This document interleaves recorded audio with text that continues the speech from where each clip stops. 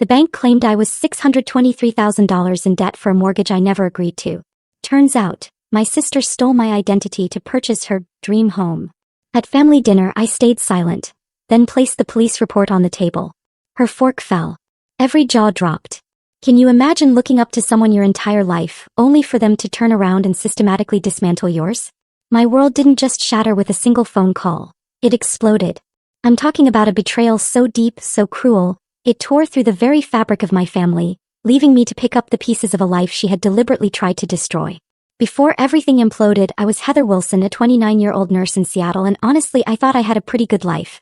Nothing extravagant, but it was fulfilling. For 6 years, I'd poured my heart into the pediatric ward at Seattle Grace Hospital. There's something incredibly rewarding about helping sick kids, even on the hardest days. My colleagues felt like family, and I'd built a reputation as someone reliable, someone who genuinely cared. My small, comfortable apartment in Ballard was my sanctuary, filled with so many plants my friends joked it was a greenhouse.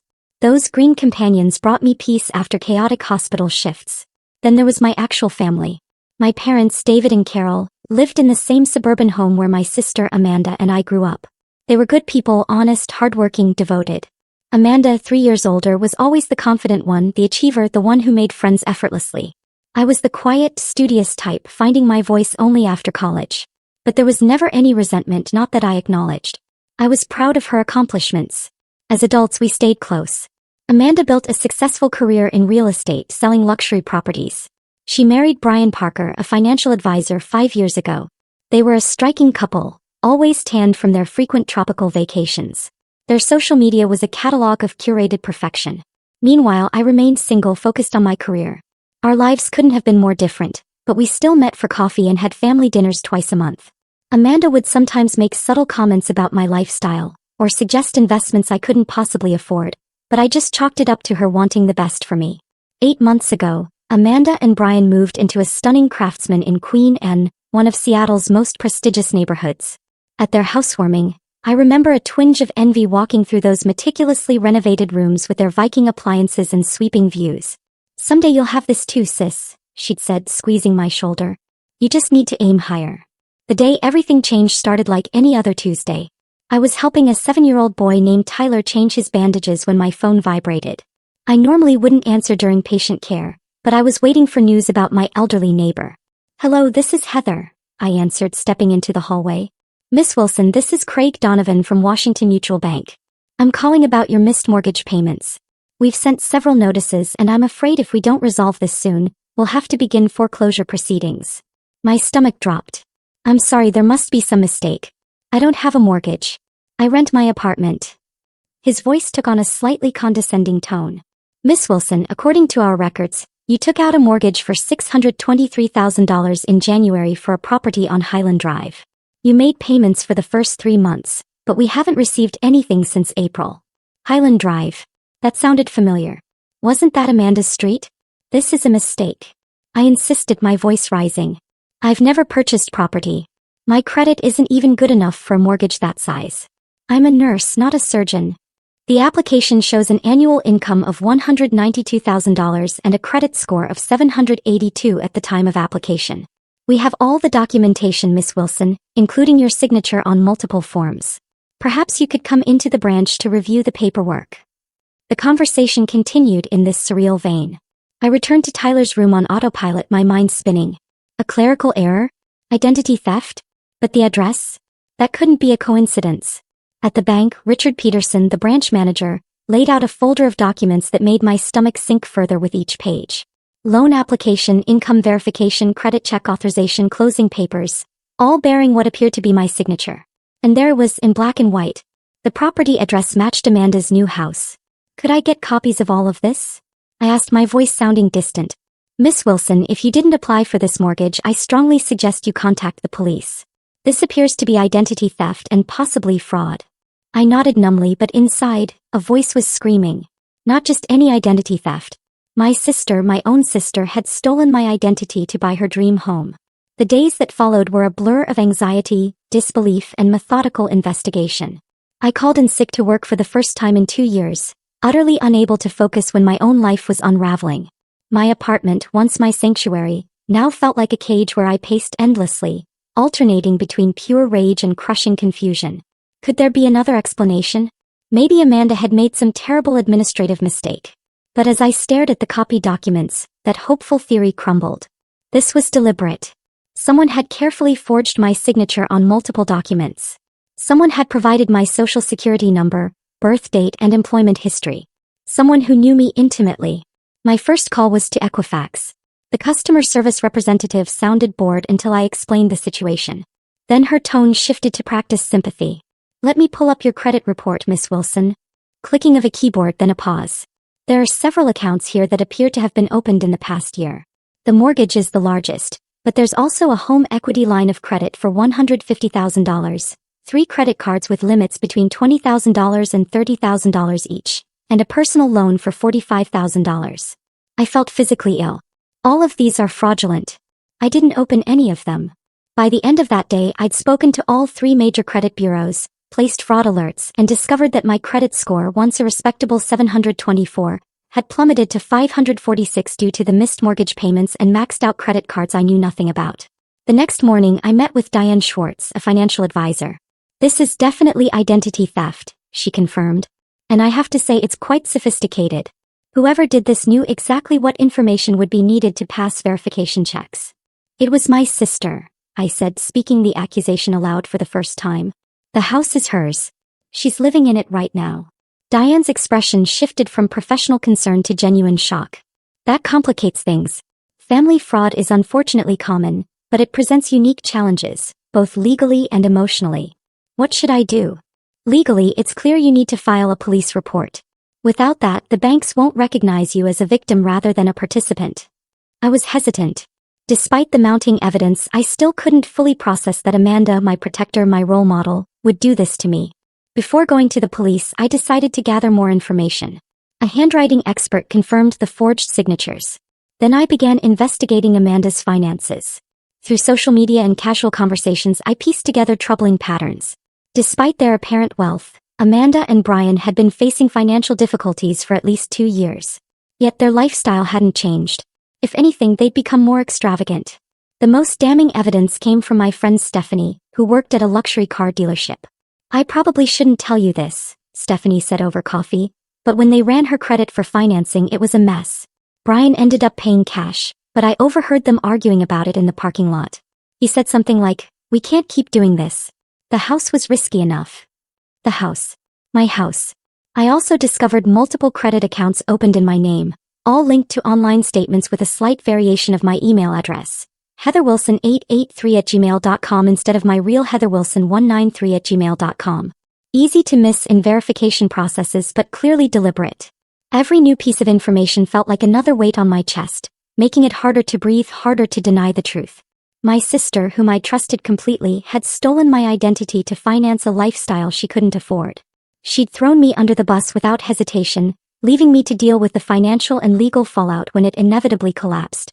After a week of investigation, I could no longer avoid the necessary step. With a heart that felt like lead, I drove to the Seattle Police Department's Financial Crimes Unit. I sat in a hard plastic chair for nearly an hour before Detective Rachel Thompson saw me. "Heather Wilson?" she asked, a woman in her 40s with short brown hair and tired eyes. "I'm Detective Rachel Thompson. Sorry about the wait. Follow me." She led me to a small interview room. "Now, I understand you're here to report identity theft." "Yes," I said, my voice smaller than I intended. "By my sister." Something flickered in Detective Thompson's expression. Surprise, maybe even sympathy, before her professional demeanor returned. "I see. That's unfortunately more common than you might think. Tell me everything from the beginning." For the next 2 hours, I walked her through the whole story. The bank call, the mortgage I never applied for, the credit cards and loans opened in my name, the house my sister was living in purchased with my stolen identity. "Miss Wilson, I want to be clear about something. Filing this report means we will investigate fully. And if the evidence supports your claims, your sister could face serious criminal charges. Identity theft and mortgage fraud are felonies. She could go to prison. Are you prepared for that?" The question hit me like a physical blow. Was I prepared to be responsible for sending Amanda to prison? To destroying her life, her marriage, her career? I thought about our childhood, how she taught me to ride a bike, helped me with homework, stood up for me against bullies. I thought about our parents who would be devastated. But then I remembered my ruined credit score, the $623,000 debt in my name, The violation of trust so profound I could barely comprehend it. Yes, I said finally. I need to protect myself. If she faces consequences for what she did, that's her responsibility, not mine. Detective Thompson nodded. I understand this is difficult. We'll handle the investigation with discretion, but I can't promise confidentiality, especially if charges are filed. These cases become public record.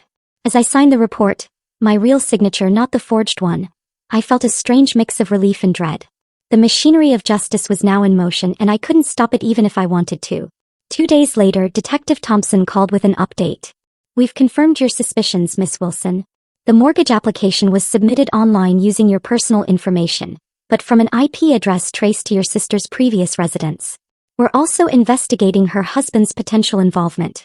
Financial crimes like this are rarely committed by just one person in a household, Brian. I hadn't even considered his culpability until now, but of course he would have known. As a financial advisor, he might even have helped orchestrate the whole scheme. There's more, Detective Thompson continued. We've discovered evidence suggesting they were planning to declare bankruptcy in your name once the debts became unmanageable. There are searches from their home computer about bankruptcy laws and identity abandonment. The calculated nature of their betrayal stunned me. They hadn't just stolen my identity in a moment of desperation. They'd planned to utterly destroy my financial future while protecting their own. A week after filing the report, I received the official police documentation. A comprehensive dossier detailing the evidence against Amanda and Brian. Bank records showing transfers from accounts in my name to their personal accounts, loan applications with forged signatures, credit card statements showing purchases at stores and restaurants I'd never visited. Sitting at my kitchen table that evening, I read through each page, methodically highlighting the most damning sections. The police had done thorough work building an airtight case. According to Detective Thompson, the district attorney was confident about pressing charges. Tomorrow was our bi-weekly family dinner. Amanda would be there, still believing her scheme was undiscovered. She didn't know I'd received the foreclosure notice. She didn't know I'd spent weeks investigating her.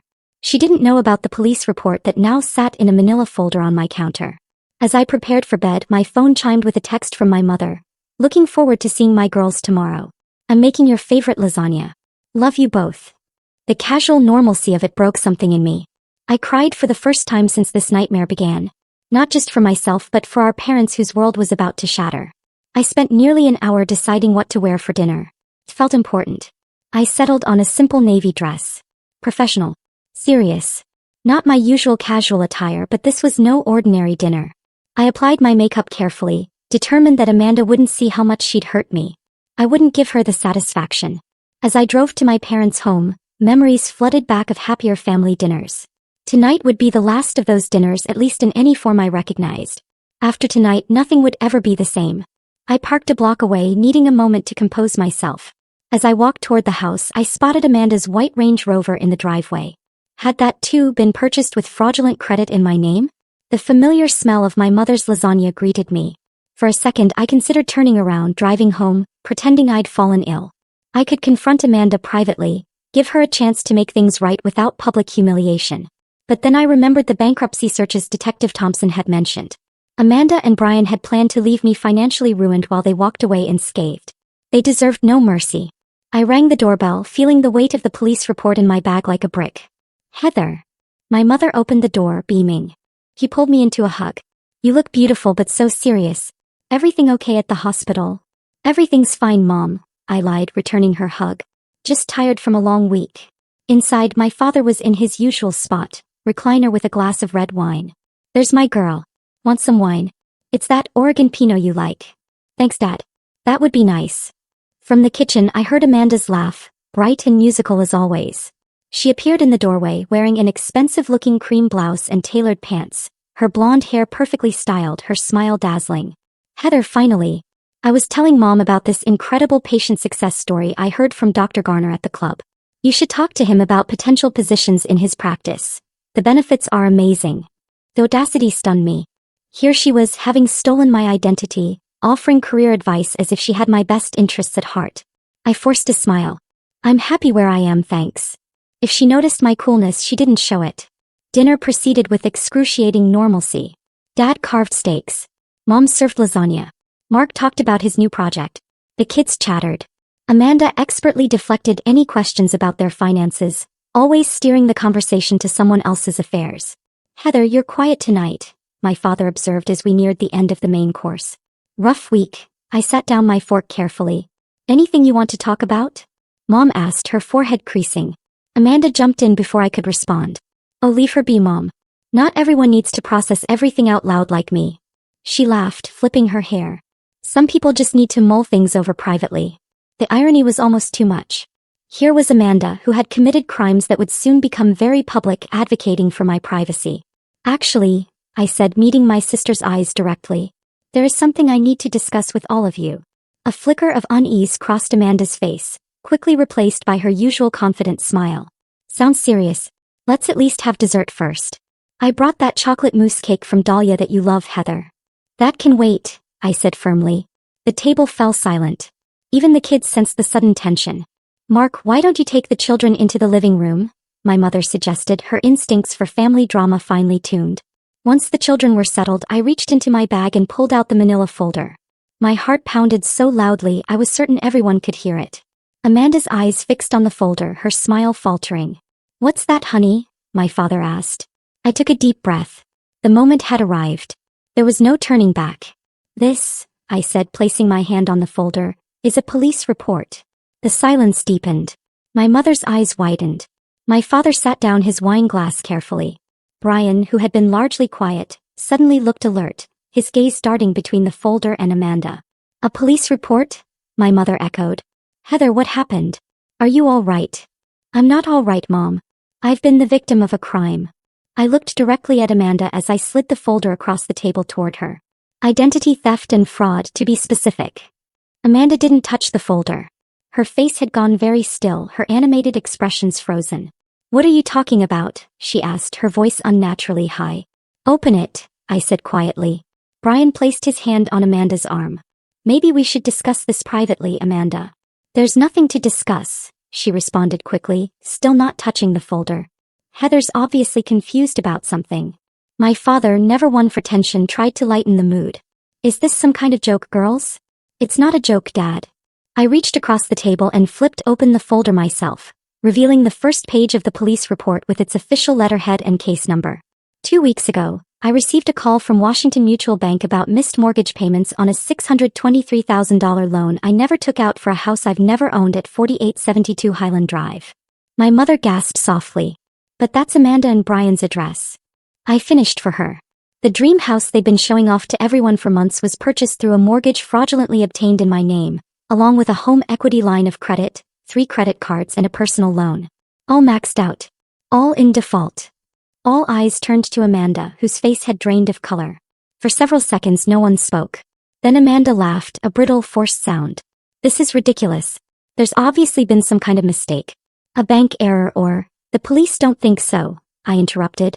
Neither does the handwriting expert who confirmed the forged signatures. Neither does the IP address evidence showing the mortgage application was submitted from your old condo. Brian abruptly stood up. We should go, Amanda.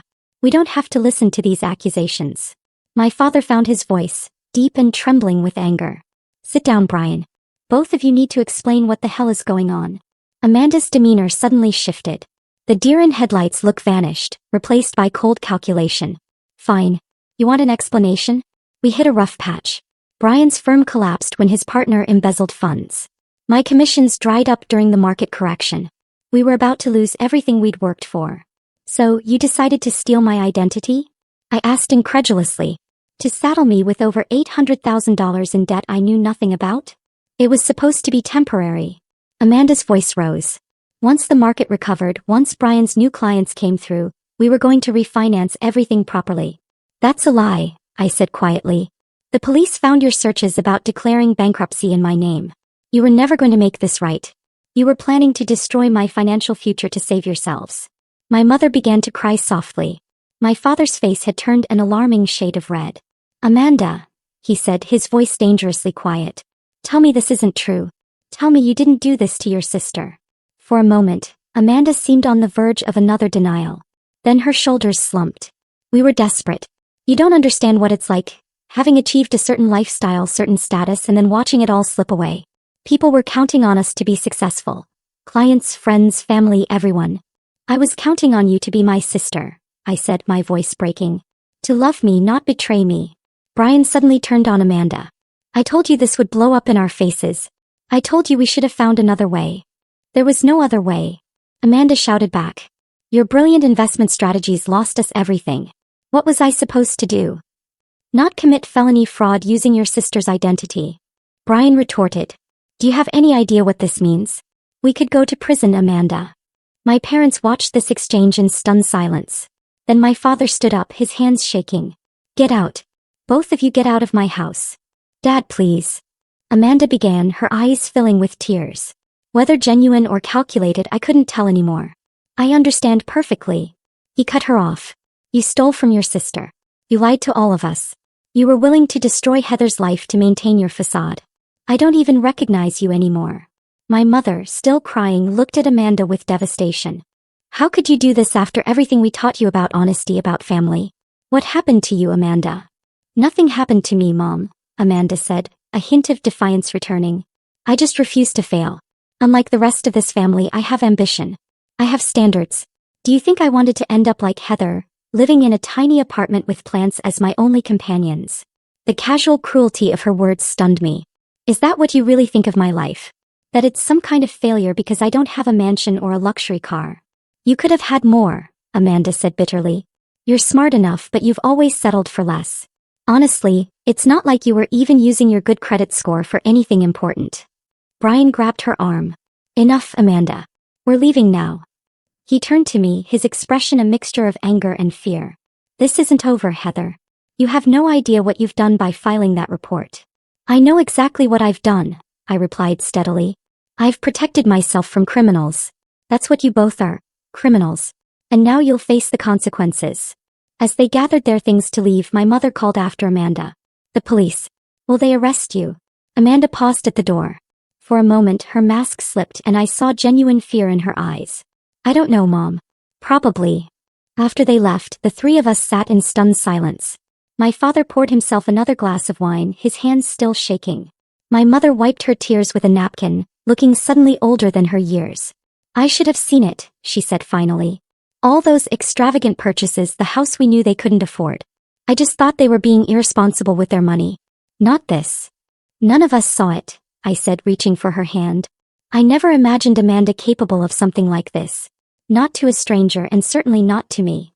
My father looked at the police report still open on the table. What happens now? The district attorney will decide whether to press charges. Given the evidence, Detective Thompson thinks it's almost certain. Amanda and Brian will be arrested probably within the week. And the debts? My father asked, ever the accountant. The mortgage, the credit cards? I'm working with the banks to clear my name. It's a long process, but the police report helps establish that I'm the victim, not a willing participant. My credit is still destroyed, at least for now. We sat together for hours that night, processing the shock, the betrayal, the uncertain future. My brother Mark returned from putting his children to bed and we explained everything. His initial disbelief gave way to rage on my behalf. I'll testify against her if needed, he said fiercely. What she did to you is unforgivable. As I drove home that night, I felt hollowed out, as if something essential had been scooped from my chest. I had done what was necessary to protect myself, but there was no satisfaction in it, only grief for the sister I thought I knew and the family that would never be the same.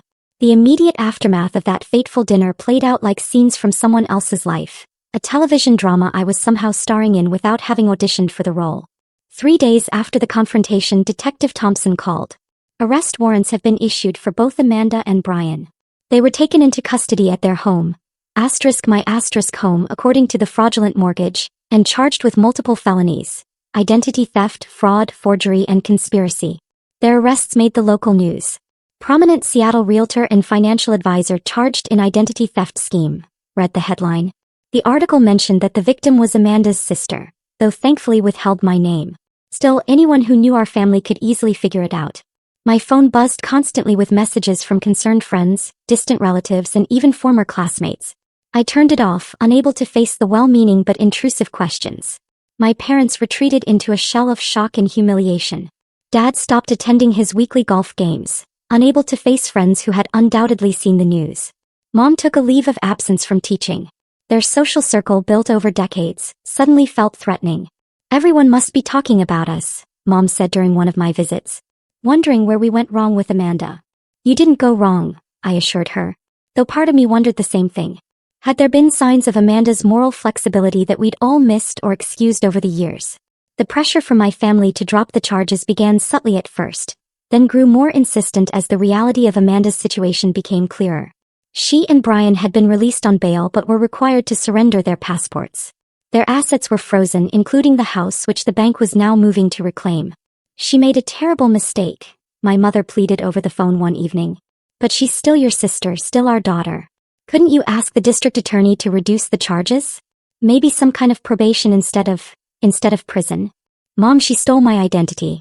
She planned to declare bankruptcy in my name. Do you understand what that would have done to me?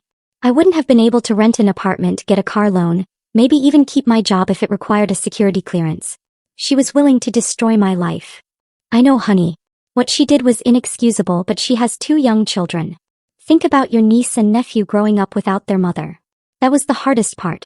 Harper and Ethan, 5 and 7, innocent in all this. I adored those children. Now they might lose their parents to incarceration because of my police report. My resolve wavered. It was Stephanie who helped me regain my perspective during a much-needed night out. Listen to me, she said, setting down her vodka tonic firmly. Amanda chose to commit multiple felonies. Amanda chose to victimize her own sister. Amanda chose to put her children at risk by engaging in criminal behavior. None of that is on you. The consequences are hers to bear, not yours to ameliorate. Your parents are doing what parents do, trying to protect their child. But they're protecting the wrong child in this scenario. You're the victim here, Heather. Don't let them make you feel guilty for standing up for yourself. He was right, of course. When I met with the district attorney the following week, I made it clear that I was not interested in dropping or reducing the charges. Miss Wilson, I want to commend your resolve, said Prosecutor Natalie Chin. Many identity theft cases involving family members never make it to court because victims withdraw under family pressure. But these crimes have real consequences and they merit real punishment. The legal proceedings moved forward with excruciating slowness. Through it all, I had to continue working, paying my bills and attempting to repair my shattered credit. I'll never forget the day Amanda and Brian finally accepted a plea deal, 9 months after my confrontation. I sat in the courtroom watching as my sister, thinner now, her designer clothes replaced by a modest navy suit, stood before the judge. Amanda Parker, you have pleaded guilty to 1 count of identity theft, 1 count of fraud and 1 count of conspiracy, the judge stated. Before I pronounce sentence, do you wish to make a statement? Amanda turned slightly, her eyes finding mine in the gallery. For a moment I saw a flicker of the sister I'd grown up with. Vulnerable, human, flawed. I want to apologize to my sister, she said, her voice steady but subdued. What I did was unforgivable. I betrayed your trust in the worst possible way, and I'll regret it for the rest of my life.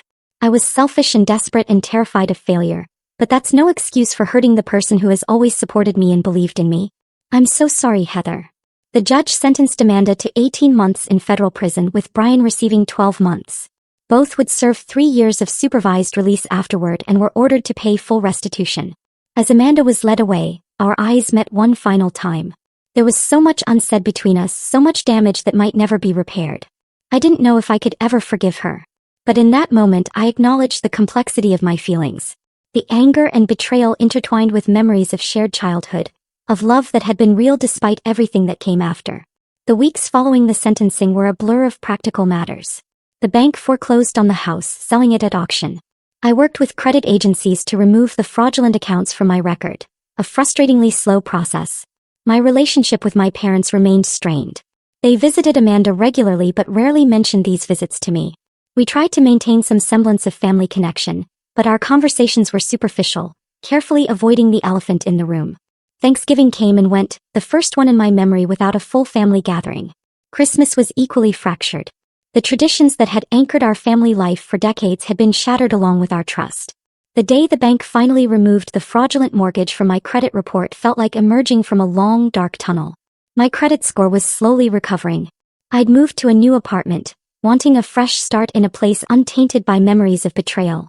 As winter turned to spring, I received an unexpected letter. Not from Amanda, who had written several times with apologies I wasn't ready to accept, but from my niece Harper. In wobbly handwriting on pink paper she had written, "Dear Aunt Heather, I miss you a lot. Grandma says you're mad at Mommy because she did something bad. I'm sometimes mad at Mommy too. Like when she wouldn't let me have 2 desserts. But I still love her. Do you still love her? Can you come see me and Ethan?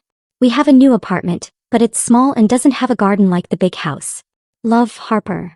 The innocence of a child who couldn't possibly understand the magnitude of what had happened brought tears to my eyes.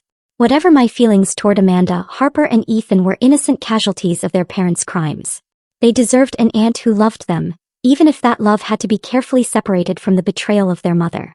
I called my parents that evening and asked if I could visit the children. The relief in my mother's voice was palpable. They ask about you all the time, she said. They would love to see you. That weekend visit with my niece and nephew became the first tentative step toward healing. Not forgiveness exactly, but a recognition that family bonds, even when severely damaged, don't simply disappear. They transform, requiring new boundaries, new expectations, new definitions of trust. 6 months after Amanda began serving her sentence, the foreclosure sign came down from in front of the Highland Drive house. Another family moved in, unaware of the drama that had unfolded within those walls. I drove past occasionally, feeling a strange mix of emotions.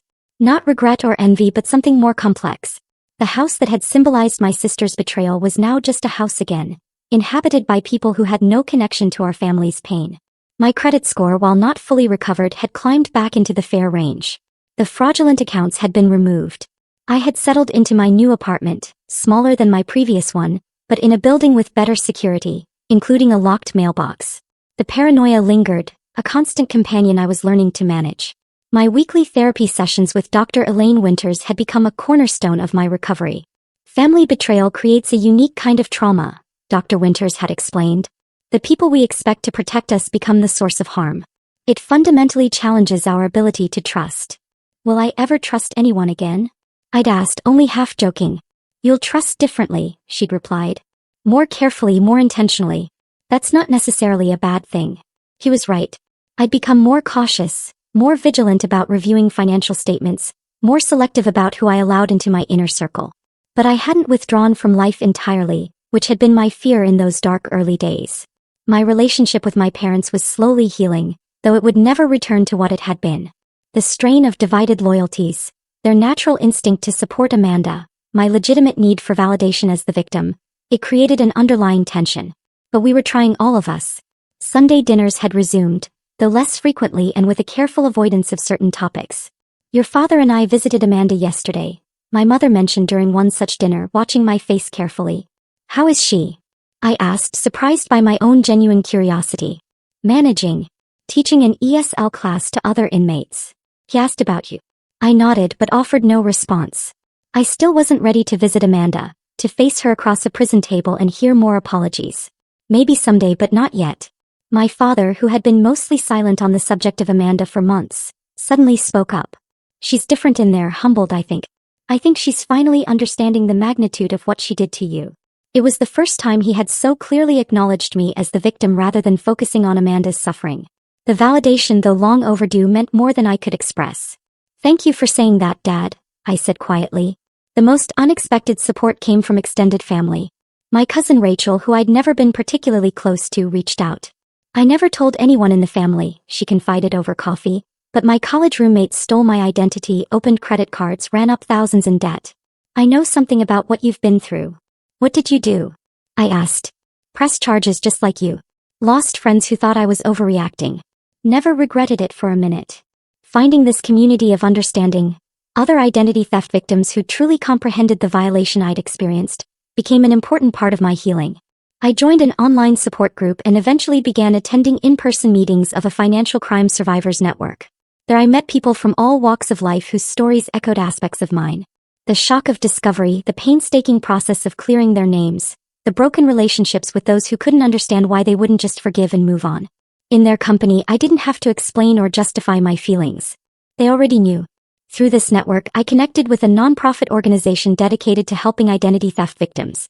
After benefiting from their resources, I began volunteering, using my own experience to guide others through the labyrinthine systems of credit bureaus, law enforcement, and financial institutions. You have a gift for this, Margot, the organization's director, told me.